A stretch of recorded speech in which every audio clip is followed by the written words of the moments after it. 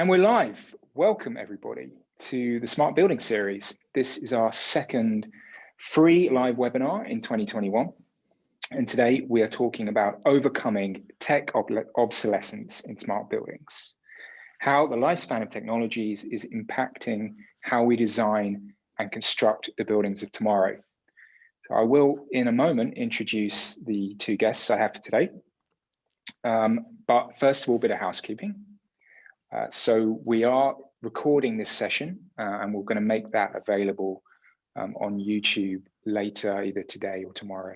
So definitely feel free to share that with colleagues if you find it interesting, or listen again as well. And I'll make sure that everyone gets the link to that. Should be going, as I said, should be going up today or tomorrow. And then we want to make this session interactive as well. So please, if you do have questions for me or my guests, then you can put them in the Q&A box, which you should find down on the bottom of your Zoom window. Also, there is a chat function as well. You can use that if you're having issues, but ideally, if you've got questions, then put it in the Q&A. That'd be perfect. So yeah, let's get started. So, I mean, really, as I said today, it's a really fascinating subject. I mean, what we're finding is many buildings begin construction with relatively limited input from tech-savvy occupants. And consequently, what we can find is that they're riven with technology compromises, built with the lowest initial cost in mind. And yeah, I think that kind of sets the scene. So I want to welcome Mike Hook and Ray Durso. How are you doing, guys? Good, thanks, Jim. Yes, thanks for everyone for coming online. Yeah, thanks for the invite. You're very welcome. So yeah, let's get started with the presentation. Thanks. Okay, thanks, Jim. Just really would like to run you through the agenda we're going to cover today. Firstly, we're going to look at smart enablement. That's enabling the buildings with a robust enterprise-grade network, really, which is the basis for all smart buildings. That's going to cover the physical connectivity to last the lifetime of the building, and then a robust building services network to host all the IoT devices and smarts that are going to go into that building. Then we'll move on to making the decisions about selecting the right type of IoT devices and building systems, and making sure there's a few technological principles I think that's good to establish there if you're going to make the right decision about avoiding obsolescence.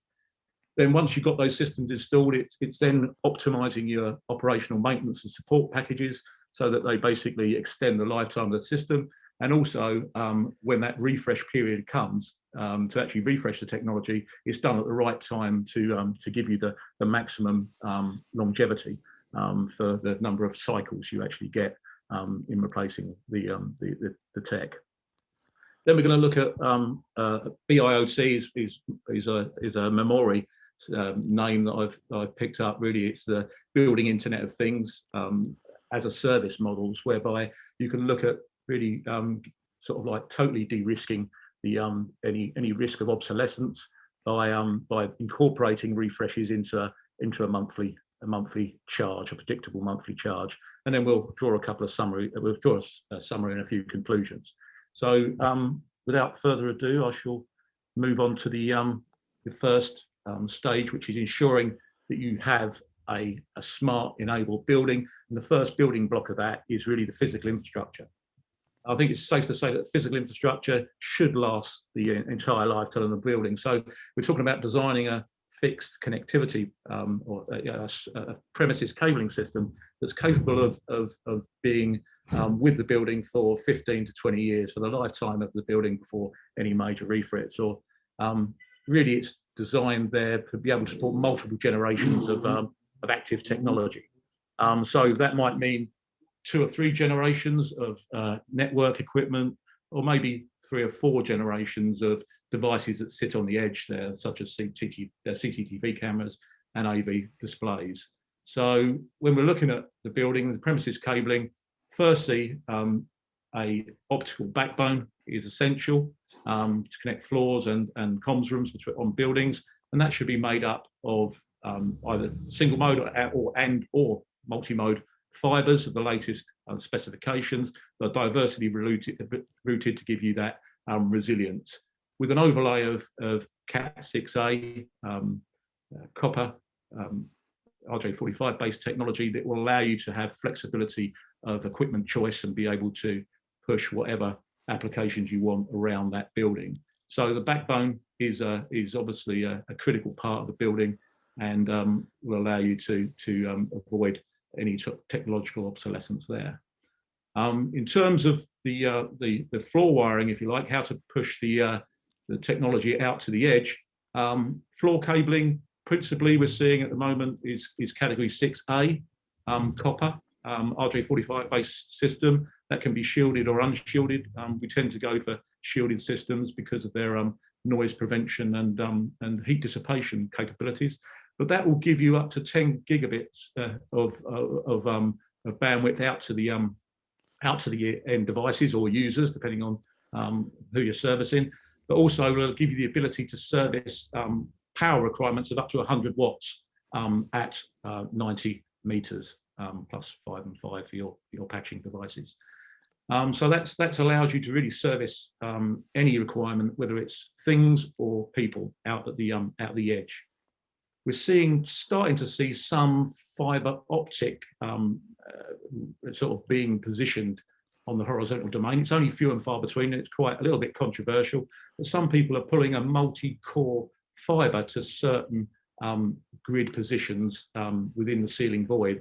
And the only reason we can see that's driving that really is maybe a future requirement for 5 or even 6G for people looking at getting true longevity of technology support.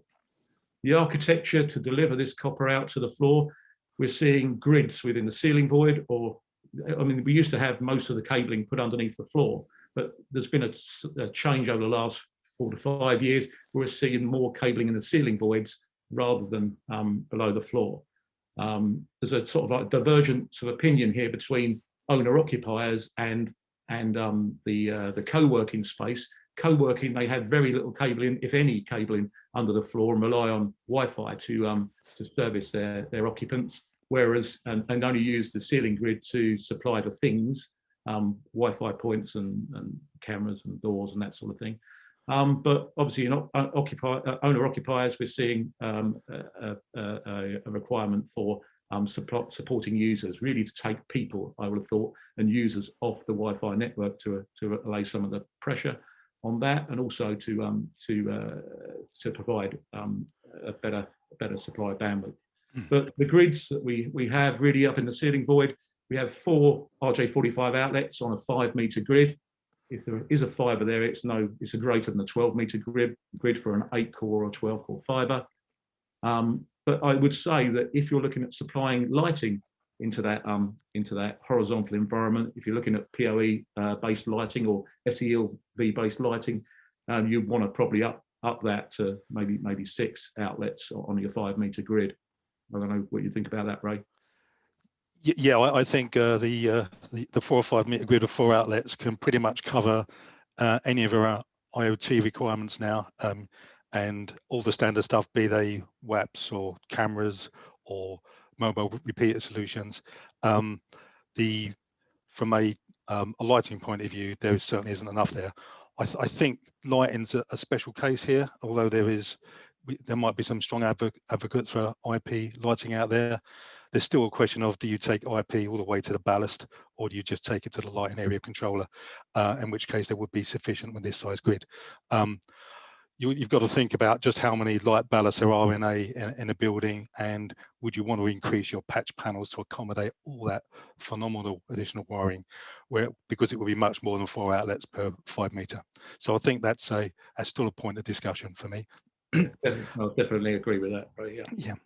I would say that from a premise of obsolescence, if we were designing a building that was going live 20 years ago, we would have been putting in Cat5e across the infrastructure, making sure that there is infrastructure wherever you might put a desk, and that infrastructure would still be working today, 20 years on, delivering 1 gig performance to the desk without any investment.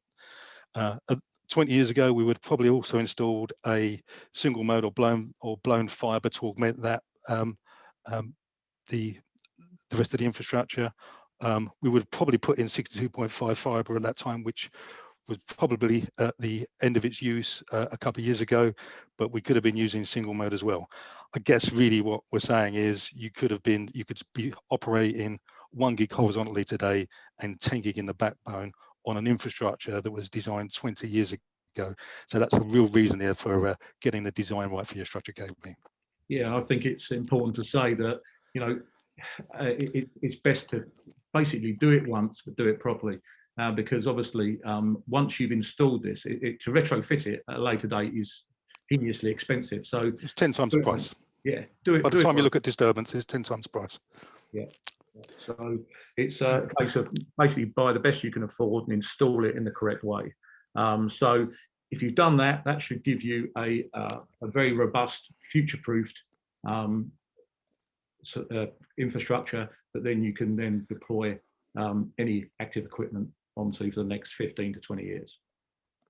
So just, you know, this is really how it appears in the field, if you like. It's you've probably heard Cisco talking about the digital ceiling. Well, here it is.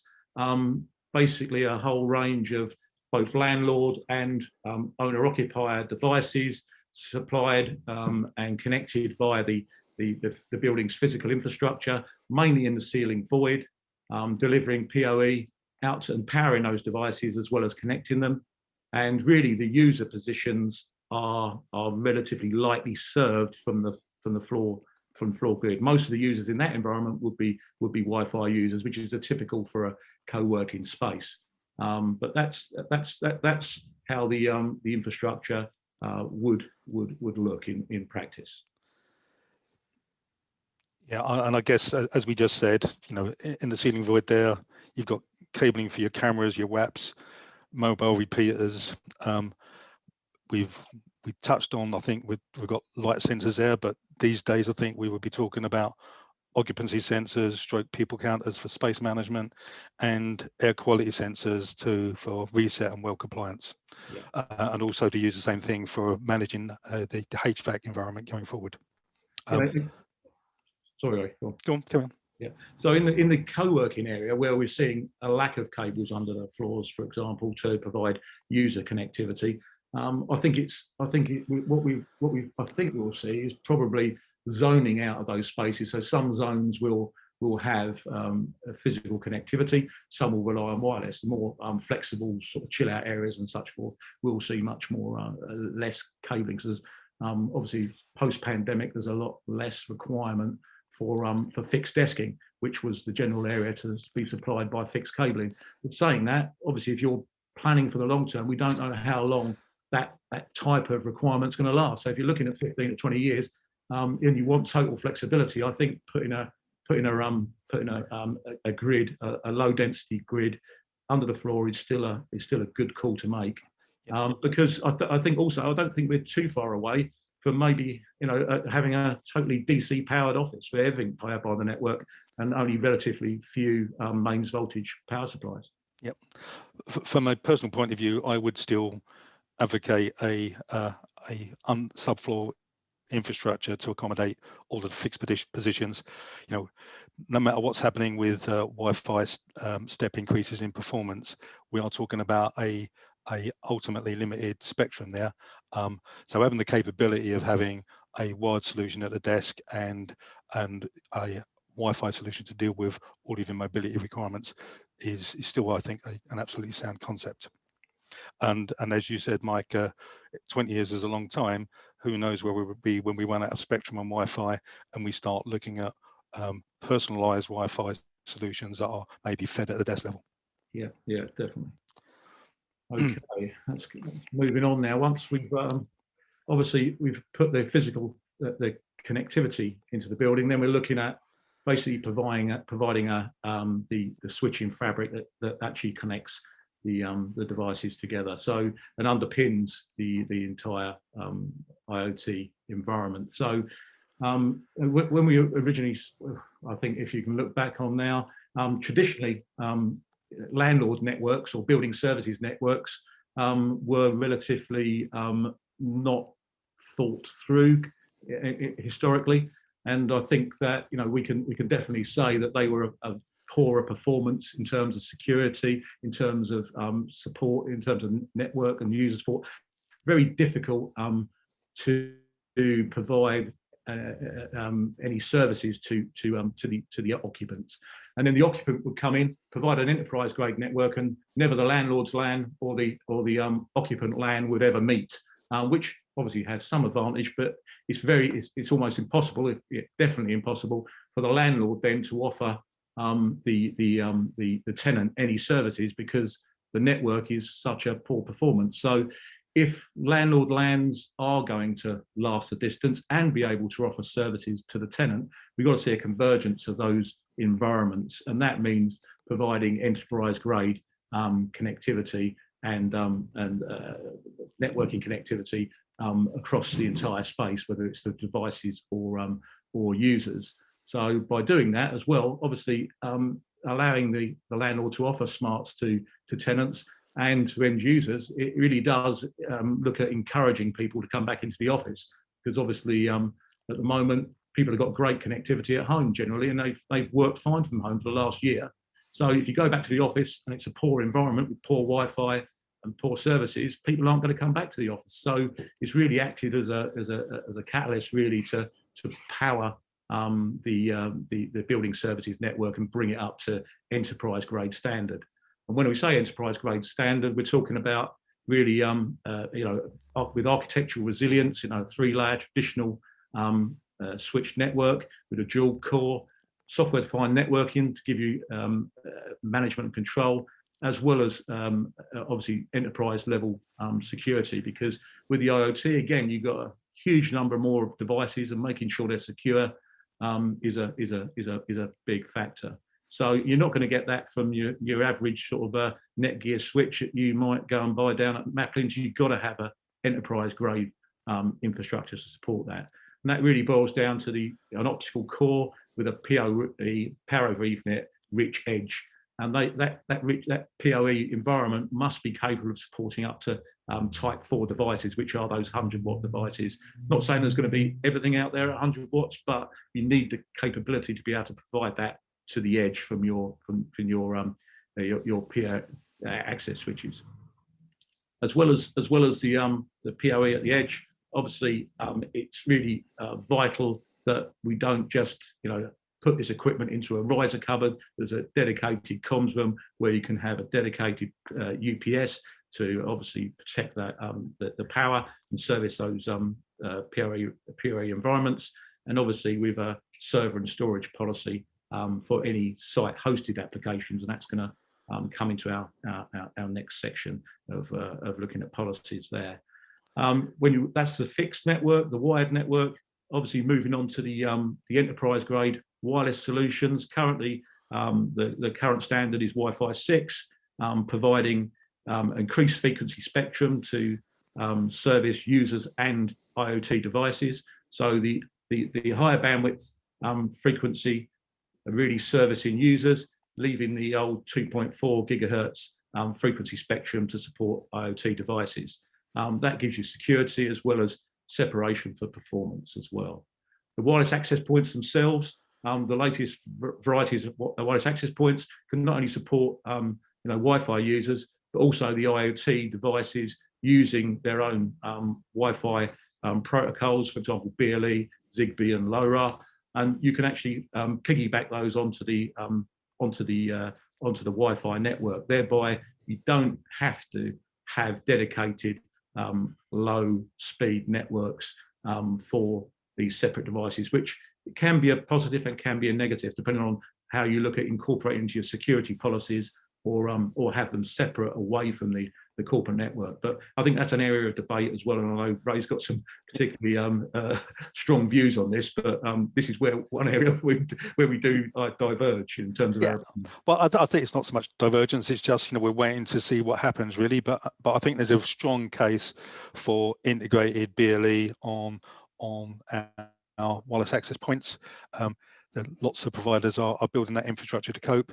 They generally can't give you very accurate location-based services without augmenting them, because the space between our WAPs is too great for that. So a BLE solution integrated with a WAP solution is great so long as it's augmented. But I would argue that both Zigbee and LoRa, as the more traditional IoT type technologies, could be well suited outside of that wireless domain, and LoRa particularly is designed for low data rate, long distance comms. So and those are the sort of sensors where you could deliver outside of the IT infrastructure. So I think there's a case for both. Yeah, I'll give you an instance of that. Wireless locking, for example, Zigbee wireless locking, obviously wireless locks on doors. Currently, they would require a Zigbee controller. They want a LAN port back to the comms room. They want a cabling port. But obviously, if you take that consolidated approach, you can do away with all that and just jump on the local Wi-Fi, the Wi-Fi 6 network. So thereby, you're saving yourself a lot of cost. But whether you think that is a benefit or not is another question. Yeah, I would certainly say having a IoT infrastructure that is easily scalable and can operate outside of the IT domain is of interest. Lots of customers still out there are struggling with getting non-standard IT product connected to their infrastructure.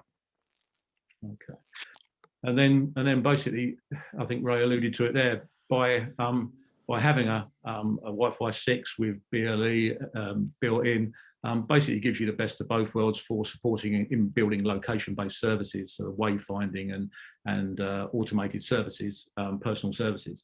So again, it gives you a great longevity in terms of the services you want to offer your occupants within that building. And then finally, as well as the Wi-Fi world, we've got to consider in-building cellular. There's modern buildings getting a mobile signal into those buildings can be difficult. We were restricted in the past to having a DAS environment, bringing base stations into the actual building and taking up comms room space and being heinously expensive, especially if you're having them from multiple MNOs. If you're having to buy your own device policy, you want connectivity from all four mobile network operators, then DAS could be, for a small venue, prohibitively expensive. And when I say small, I'm talking under 300,000 square foot here. So now, obviously, being able to supply small cell technology, and this is a sort of like a portent of what we're going to be talking about soon, is that in terms of small cell, all the convergence of the four MNOs is done back in the data center with gateways at a remote data center, and then a combined signal is basically piped into the building to the edge, where we have a universal access point which is capable of supporting all four MNOs for multiple frequencies. So putting the technology back in the data center and having a relatively low tech edge is pretty much the message of this entire presentation. But in terms of moving on now, putting a building network together, really we're talking about here, there should be very little differentiation between the old-fashioned landlord's LAN, if you like, and bringing it up to speed of a current contemporary enterprise-grade network, and then giving the landlords flexibility to offer services into that environment as well. I think that in that way you get the best of both worlds and get that protect against any technological obsolescence. I think maybe one other thing is that we talked about when we were putting this together is making sure, if you're designing the core, that you leave space within your racks and comms rooms that allow you to upgrade core infrastructure on the fly. I think that's a key point, Mike, is when you're talking about the totality of the network, it's a prohibitive factor is the ability to come and upgrade that in one go. So the tried and tested method is to replace your infrastructure a piece at a time, starting with the core and the distribution layer. So you need cabinet space to do that, but so effectively your new network core and distribution connects back to your old, that then allows you to refresh your access layer and move it effectively a comms room at a time. And that could be augmented by the software-defined networks that you mentioned right at the beginning. And that starts to talk a bit more about our application-defined networking and security, and can give us a reduced cost of operations. Done properly, sorry, Mike, I was going to say, done properly, you can centralize and simplify control and manage your virtual switches and effect provisioning in an automated way. Getting back to the point of this whole session though is with a proper SDN, you should be able to utilize the physical older generation switches, because you're doing everything at the software defined layer, which is sitting above that. So the underlying hardware could potentially last even longer. Yeah, it's great point. But I think in essence, if we can take this enterprise grade approach, you know, it does give landlords that flexibility to bring their services into the domain of the end user or the tenant. And we've got true convergence between enterprise and building services lands. So now we're going to look at the systems that are going to sit on that robust enterprise grade infrastructure. So I've stolen this from Jim at Memoori, but I think the infographic there shows, you know, the huge range of technologies and systems that a smart commercial building may be required to support, and therefore it's really vital to have a clear policy on and technological principles of how to manage those technologies and select those technologies so they are designed for longevity. If you don't do that, you risk very fast entering a downward spiral of technological obsolescence. So I think having a policy here is that will guide you in your selection of technologies is vital. I think, and to that end, I think if you can look at that, I think it's the first thing is to adopt really a cloud-first policy wherever that's practical. Choosing cloud-first policies will allow you to offset some of the risk associated with technological obsolescence back to your service provider, and allows to simplify your requirements to look after the edge devices.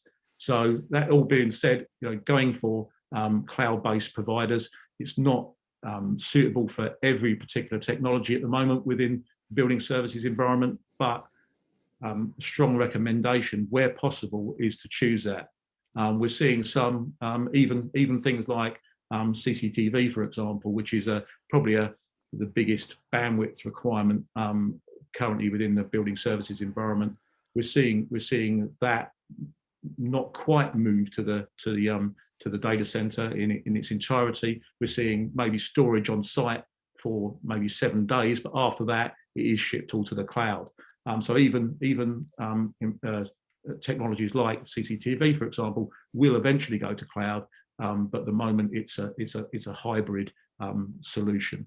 But I think in time, virtually every IoT system will have a large cloud-based component, and I think if you can choose that in your make that a priority in your technology decisions, I think that will stand you in good stead for avoiding obsolescence for as long as possible. I think you've pretty much said it all there, Mike, but I'll just to ram it home a little bit, my view is on site you've got the edge devices, and those are things like the occupancy sensors and the air quality sensors, maybe card readers, and building service gateways. We've not really spoken about the things like the BMS or the metering systems. All those are regarding as edge components that could have a simple route out into the cloud using gateways and simple protocols like MQTT. That means that we can ensure those edge devices are all managed and monitored locally. The key thing here is we might have thousands of sensors on site. We need to make sure those sensors are maintained properly and monitored properly, because otherwise they're never going to give us the data that we're after. But with those edge devices on site, they're essentially the simple components, and we push all the complex operating analytics into a smart provider's platform. Yeah. Is that provider's platform, you've got to deliver a technology roadmap and upgrade as part of the contract. So we effectively are offloading that responsibility for next generation upgrade to that provider. And that needs to be baked into those smart contracts. Yeah, yeah, definitely. So I think, like, just to reiterate there, that it's you can extend the lifetime of your systems basically by keeping the edge devices as simple as possible, and doing all the complex analytics and tech upgrades and stuff back in the cloud or back in the DC. So that's the message, is if you can adopt a cloud first policy, our advice would be to do so. And obviously, as Ray said, offload that risk to your as a service suppliers. Okay, so once we got the systems installed, then how do we maintain those systems? Obviously, although we've talked about offloading as much support and maintenance of the core head ends, if you like, to the supplier base to reduce the burden, the management burden, if you like, on the landlord or the tenant. There's going to be a huge increase in the number of edge devices here. You're going up from maybe hundreds or maybe even below thousands up to tens of thousands of devices, possibly within a large office complex. So supporting, it may be less complex support, but it's no less difficult to be able to support a huge number of these devices out in the field. Obviously, different types of devices. But they need to be supported on site. So traditional support contracts aren't really set up to do that. They're obviously, you'll have one support contract for maybe your cameras, one for your fan coil unit controllers, one for your AV equipment, one for your lighting control systems. You might have multiple support contracts. What we're talking about here is decoupling, if you like, the edge devices from the main system support contract. So they'll be supported by the service providers. The edge devices, best if they could be bundled into a single holistic site-based things contract, and we see that as the way forward. So let suppliers focus on keeping the things upgraded back in the data center, and leave the tenant and the landlord to support the things out in the field. Obviously, how will you do that? With all those devices, it's key to obviously track those assets and manage those assets well. So we need to have a system that can actually pretty much understand where all those devices are, how they're connected to the core network, and when is the best time to upgrade or refresh that technology. Because with a good maintenance policy, you can keep those devices going for much longer than you would do if you didn't have remote diagnostics and things monitoring the effectiveness of those systems and maintaining them proactively. So you could maintain these edge devices maybe 10 or even 15 or 20 years, but would you necessarily want to? So it's the useful life cycle of the asset. You really need to understand the life cycle of the asset groups and when it makes most sense in terms of performance to upgrade that solution and build those refreshes into your maintenance plan. So understanding the asset life cycle is key to ensuring that you have longevity of your technology within the building.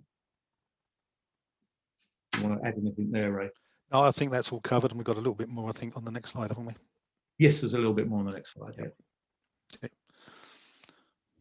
So ultimately, we'll be moving towards BOT as a service model, whereby obviously your maintenance program and all your CapEx and OpEx items, as well as your ongoing refreshes, are built into a single contract that's basically paid for on a monthly or quarterly basis with refreshes built in. So you're totally sort of like de-risking yourself by handing the risk over to your maintenance and support provider.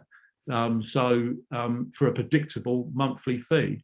That way you can totally insure yourself against technological obsolescence going forward. So it's pretty much the same as you would see from a mobile phone contract that you go and get on the high street, whereby you're given upgrades as part of that package, and all you get is a service.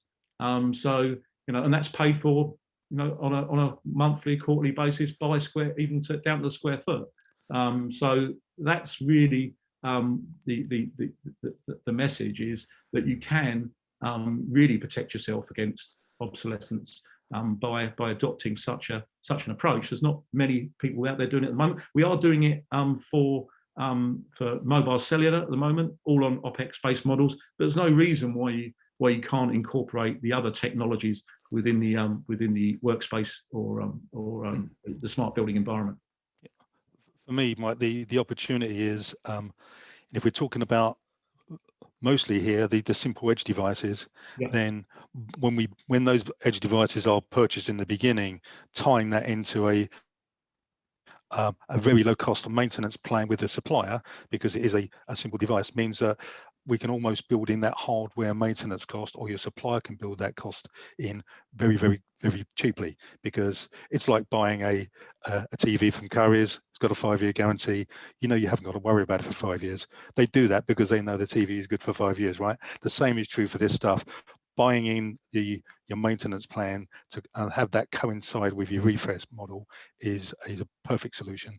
In order to manage these very many refreshes, though, asset management is key. You've got to know what you've got, where it is, how it's configured, and who supports it.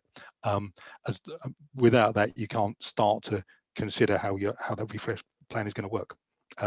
So manage your assets, manage the life cycle, and manage the disposal, because sometimes these assets might not be good enough for a corporate HQ, but someone else could use them. And then we start to have a bit of a green view of what we do with these old edge devices as well. Yeah, good point. So as we'll just summarize now and then hand over back to Jim for questions. But in essence, it's all about adopting those sound technology principles. So first of all, smart enablement and creating that ubiquitous connectivity platform, whether that's the physical connectivity, wired or wireless. It's got to be enterprise grade and provide that that platform of connectivity to support any devices you want to deploy out there, and that's got to be capable of supporting multiple generations of those edge devices. In terms of the systems that sit upon the core connectivity platform, we're talking about that cloud first strategy of offloading the risks associated with technological obsolescence to the supply base and focusing on the maintaining the lower tech of the edge devices. When you're doing that, obviously implement a proactive device support and maintenance process that really does focus the landlords and on maintaining the edge, putting the suppliers onto the remote platforms, and understanding the life cycle of each of those asset groups, and managing the refresh policy in with that. And then finally, say maybe look at the option of removing the risk of obsolescence entirely for a predictable monthly charge, and then that's got to be the ultimate way of protecting against technological obsolescence. So with that, I can hand back to Jim. Great. Wow, it's a really fantastic and detailed presentation. Thanks, guys. I thought that was very, very interesting, and I hope that it has stimulated our audience to ask some interesting questions. I've got a couple come in, but now is the time, guys. If you have anything you want to ask Mike or Ray about what we've just talked about here, or indeed sort of extending some of these concepts and ideas, then now's the time. Type them in the Q&A box, and we can go through them.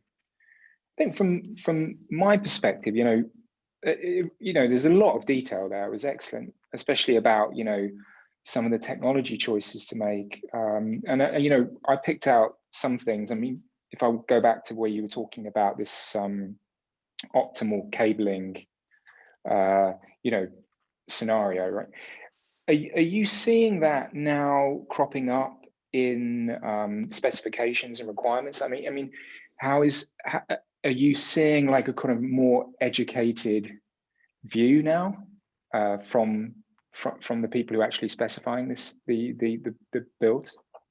I think definitely from the co-working point of view, particularly the larger, more sophisticated co-working companies, they seem to have raised the bar.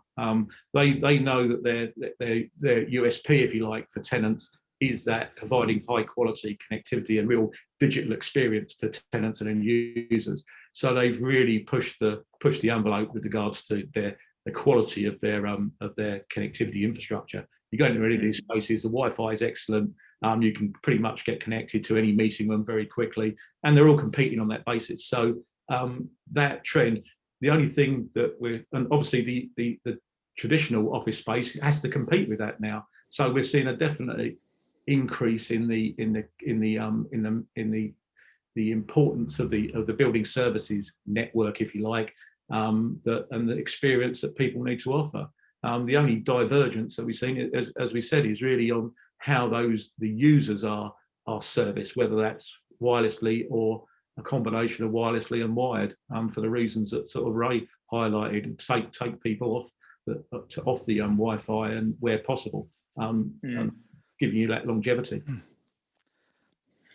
Yeah, that ties into something else I picked out, what you said about this kind of process, hopefully later this year, where we go back, at least we're trying to attract people back to the office, where you've got to be offering not good services and good connectivity, better than what they've had before, because that's what's going to encourage people. It is. I mean, Jim, when was the last time you went to a hotel or and the offices are going to seem to be turning into sort of like business hotels in a way, really funky lobbies for collaborating and meeting people. They're going to be like 5-star hotels, and you go into a hotel and the connectivity is rubbish. You don't want to go back there, do you? You wouldn't consider working there. It's just impossible. You can't get a mobile reception. How are you going to do that? So I think unless people do that, people aren't going to want to come back to these spaces. So landlords aren't going to be able to attract tenants. Tenants aren't going to be able to attract their office staff back. So you're in a real problem. So I think the connectivity in these new buildings, whether it's for things or people, is going to be the key to sort of like making these new spaces attractive to tenants and users. Yeah, I would add to that as well. Talking about back to work is, people will be potentially using less space or using desks that are not adjacent to each other. So key will be things like desk booking solutions and sensors. So this is really where IoT will start to come into its own.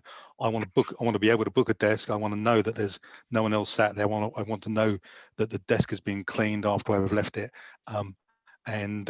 And all those are going to require the integration of building management systems and resource management for things like cleaners as part of the FM function. It's going to require good desk booking solutions and integrated sensor plant. All that is just around the corner, right? And access control as well, right? Yeah. I mean, people want touchless entry, right? So being able to come into the building using a mobile phone, being able to call a lift using a mobile phone, being able to wayfind to their desk using their mobile phone, and they want to be away from other people. Even down as far as going in a meeting room and wanting to change the temperature of the lights. If you could do it on your phone and not share a switch panel with 1,000 other people, that's what you want to do, right? That's very much we've seen that moving forward, Jim, is mobile credentials. Mobile credentials are a big growing market. Yeah. Right, let's take some audience questions. One here, I'll just take them as they came in to start with. So there's a couple about mobile. What small cell manufacturer currently has a multi-carrier small cell device? Is that something you guys know about? Technically wise, it's more than possible. It's just getting the UK MNOs to be able, and again, I'm talking only for the UK here. It's much different across Europe, obviously, but Comscope, for example, have their RP5000 universal access point, which is more than capable of supporting the 4 MNOs. At the moment, it's going through approvals, and it has been going through approval about 18 months. Rather than having 4 separate APs on the ceiling, servicing one for each M&O for a particular area. I think it's normally about 5,500 square meters or so. So rather than having 4, you'd only have 1, and that's the RP 5000. I think that I'm reluctant to mention Huawei for obvious reasons, but I know that they had a product that was capable of doing it, and I think who else was it? I think I don't know, but definitely Comscope have a product. Unfortunately, it hasn't been fully approved by all 4. And I think they'll probably have 3 out of the 4 by Q3 or so. Okay. But it's just to say that you'd need to buy that service from a JOTS compliant neutral host that's obviously done that compliance back in the data center. And I think that's the biggest change in respect to small cell is if you're JOTS compliant back in the data center, it gives you total choice of which UAP access point you use within your building, rather than having to go with the access point prescribed by the M&O. It leaves that choice to you if you go with a JOTS compliant neutral host. So I think that's been a big change. It's only recently been given the nod by the M&Os. Okay. Next question here. Again, wireless one. How do you view 5G DAS in terms of obsolescence, as these technologies could well change rapidly in the future? How much might be on-site or off-site? I don't think I'm well qualified to talk about that, to be honest. I mean, I think 5G is an interesting one, and how much 5G is really required internally in the building. You've got to take the view that says, if I want good data performance, I'm going to use the Wi-Fi in my building. And what I really need that mobile infrastructure for is voice communications, because that's the thing that I'm dependent on. We spoke about Wi-Fi 6 and giving us multi-gigabit streams. That's where the focus of data will be internally, and I see 5G's presence being much higher for outside of our buildings. So at the moment, I wouldn't consider 5G as being a big opportunity for inside the buildings, while we've got great data performance already. Yeah, that's a good point. Yeah, I must admit, I did have an alternative. My opinion was different, but again, I'm probably not the right person. I've seen quite a few people considering 5G or private LTE services inside the building, replacing guest Wi-Fi, for example. But again, I can see 100% see Ray's point. Yeah, I mean, potentially using 5G for extended VPN services is something else as well, but I'm not sure just how much of that happens in a standard corporate infrastructure. Good, I hope that answers your question. Next one here was about some of the things we raised about returning to the office. With the return to the office, I am thinking that there will be more demand for IAQ visibility. Connectivity to a secure cloud for building data makes sense to me. Any thoughts, comments on that? No, absolutely plays into exactly what we've been saying. So well, I think one of the key things of back to work is going to be, as we said, being able to book a desk with as much separation as we want to build into it, and understanding the air quality. And in order to, and if we're going to book a desk, we probably want sensors in there to tell us that we understand where people are and that someone's turned up. I can't see many people putting in a large-scale Bluetooth infrastructure in order to maintain separation, but some people are doing it. But the key thing will be, can I book a desk that's not next to somebody else, and am I actually physically blocked from booking a desk? And if somebody misuses it, the sensors pick it up and send a warning out. Air quality sensors, absolutely key part of what we're seeing happen already. People looking at Well 2 compliance and reset compliance so when you're booking your desk, you can actually look at the air quality, and actually with most of these sensors, you get lux levels and noise as well. So if you're trying to book yourself a desk in a quiet space, or book yourself a desk where you can collaborate maybe a bit more loudly with other people, picking up that data on the zone on the floor is all available from these sensors that, as we said before, can exist on a PoE connection that's MQTT connected back to a cloud host provider who's going to give you all that rich data and integrate it with a smart platform. Yes, I think it's very obviously that data can be harvested and analysed and used to obviously give you indications of what the user demand is, and to build more of what's being demanded and less of what isn't. So I think the qualitative and quantitative analytics that come out of the usage data, is going to be vital for tailoring these environments to new demand, basically. Yeah. But there's also a balance as well that we've not really touched on. Is if today, would you, if you wanted to understand your desk occupancy, you could have a desk booking solution and a desk sensor on every desk, or occupancy sensors. Forgetting about the infrastructure, the cost of those sensors day one might be very high on a large building. Now those sensors might last you for 5 to 10 years, as we discussed earlier, but it's still a big investment. Could you counter that by having an infrastructure that could support them in the future? And instead of buying those sensors day one when you haven't quite justified them, could you do things like have a QR code or an NFC code on a desk that will cost you, the price of a label effectively? So after you've booked that desk, when you turn up at that desk, you swipe your phone and it announces your arrival. When you leave, you swipe it again to offer that desk to somebody else and arrange the cleaner. So there's quite a lot of things you could do day one without having all the sensors we've touched on today. And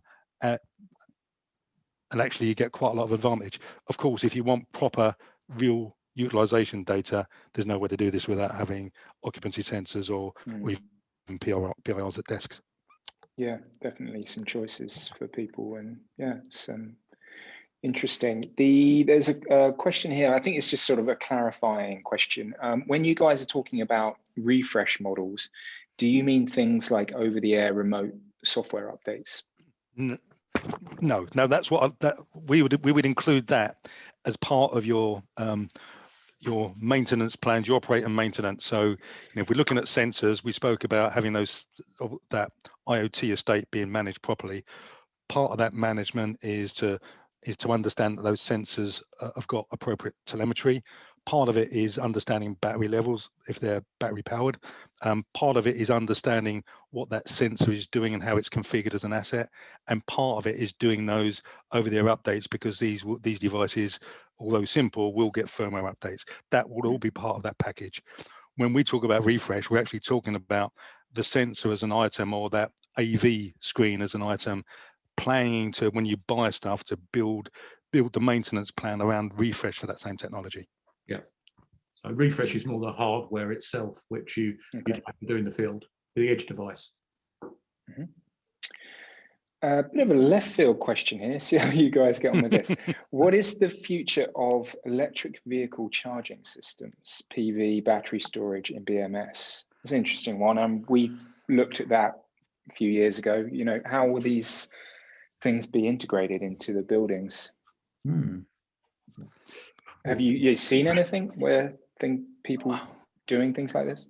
Well, my only experience of this is when these are starting to charging points are starting to get built into corporate car parks, and that could then become part of your booking solution. So as well as booking your desk, you've booked yourself a meeting room and you've booked yourself a car park, and the car park you book has got the services of charging for it.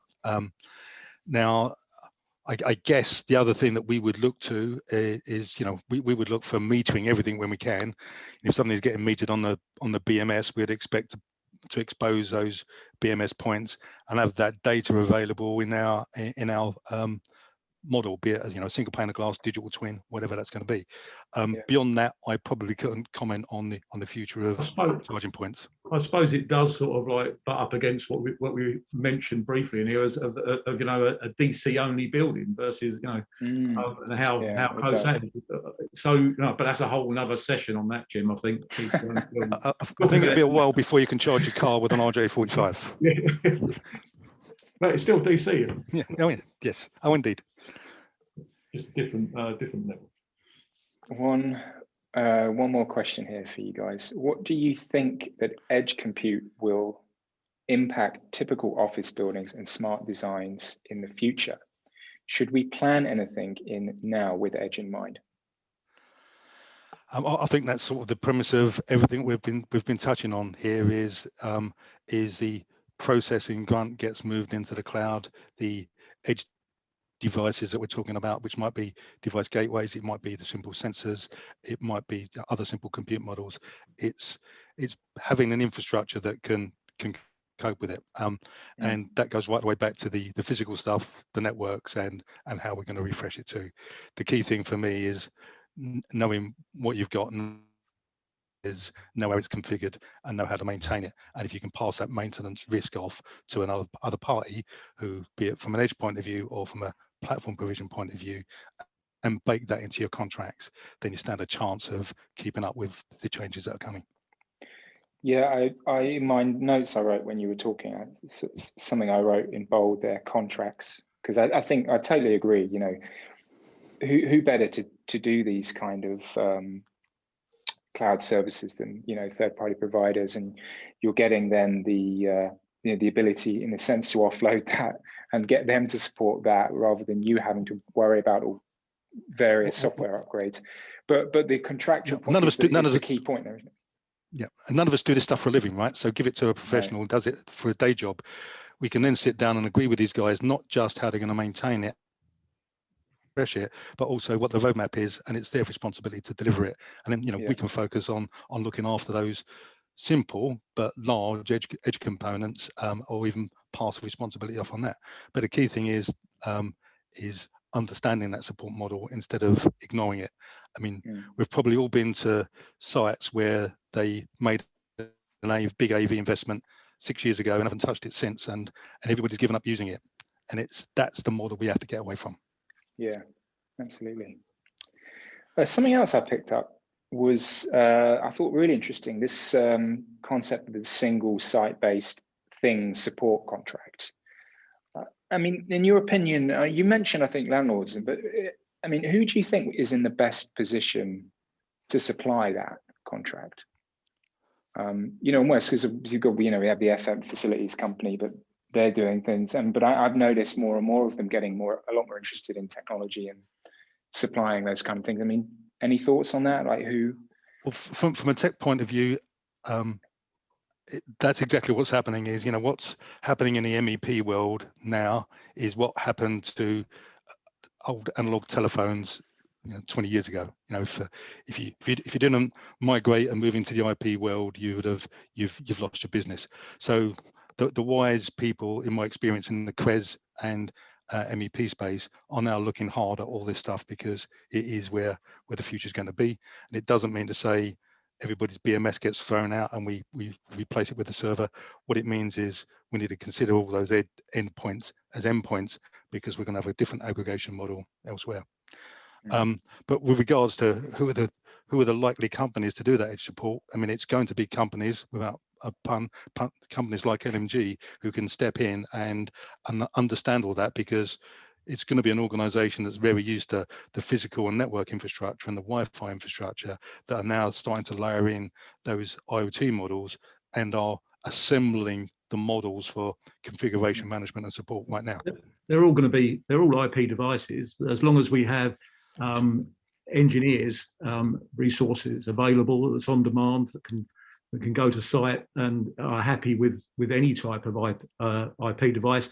And, you know, we have the systems in place that can locate them, understand their context and connectivity needs. We can replace those. You can replace a temperature sensor just as you can replace a camera or a door or a door controller or any IP device managed under one contract. You don't have to have lots of contracts, sending lots of different groups out, and obviously you get, you know, you can't resolve sort of integrated problems very easy. So having one source of any IP device to look after those things is a good opportunity to improve your, you know, mean time to resolution, and also just make the whole process more cost effective and easy to manage. Mm-hmm. Let's finish off with one final question here. What is the biggest technical gap, in your opinion, which must be met for the biggest impact for smart buildings? I'll take that one to start with, if you like. My being involved with smart building delivery, the biggest pain point in the moment is end user understanding of the art of the possible, and the required joining up of the MEP world and the technology world at a buildings level, because that's still not happening enough. Yeah, it's the gap between the design and build and operate process. When these buildings are being built, there's not enough engagement, even with the BIM building life cycle coming into the. There's not enough engagement with the user community and the people who are going to operate these things in those decision-making processes. So consequently, the guys picking up to operate this are picking up something they don't always have the visibility of all to make those choices. Yep. I think it's key that design and operate needs to be better joined up. Yes, definitely. That's the biggest thing. Oh, that's a great quote to finish on as well. Totally agree. So final thing then, I guess, is, I mean, if I can see it up on screen, we've got an email address there. I guess that's how people can get a hold of LNG if you've got any more questions. And I guess just say that was a great session. Thanks, guys. Thanks, Ray. Thanks, Mike. No problem. Thanks, really interesting. Thanks everyone for listening. Yeah. Okay.